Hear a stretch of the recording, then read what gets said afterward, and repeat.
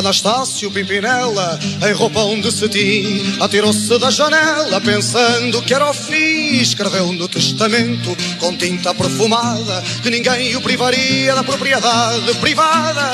Quem tem medo do comunismo são os latifundistas, são os monopolistas, são os colonialistas, enfim, os parasitas. São os latifundistas, são os monopolistas, são os colonialistas, enfim, os parasitas. São os latifundistas, são os monopolistas, são os colonialistas, enfim, os parasitas.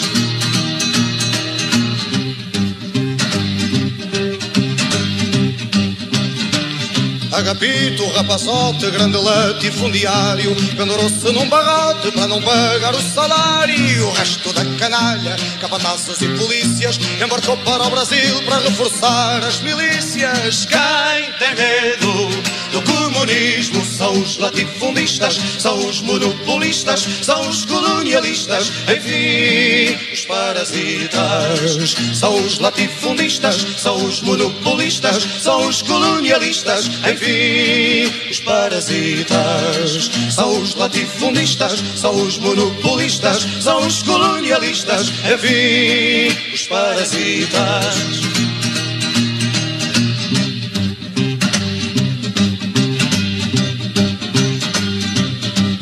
Eleutério Pintacilgo, que roubou o que podia, tirou o bilhete de ida e foi fazer queixa da CIA. Foi dizer que os comunistas são do pior que há, mas socialismo e liberdade ainda vá que não vá.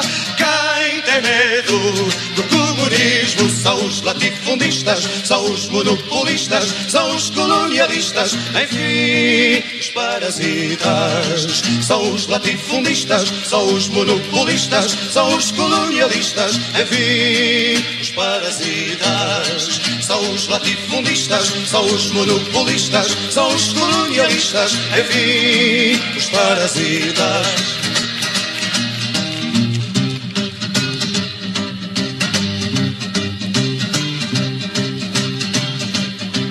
E a seita dos traidores de monóculo no olho foi fazer guerras civis para o meio do restolho. Mas o perigo continua aqui mesmo à nossa porta, enquanto a reação não estiver morta e bem morta. Quem tem medo do comunismo são os latifundistas, são os monopolistas, são os colonialistas, enfim, os parasitas. São os latifundistas, são os monopolistas, são os colonialistas, enfim, os parasitas. São os latifundistas, são os monopolistas, são os colonialistas, enfim, os parasitas.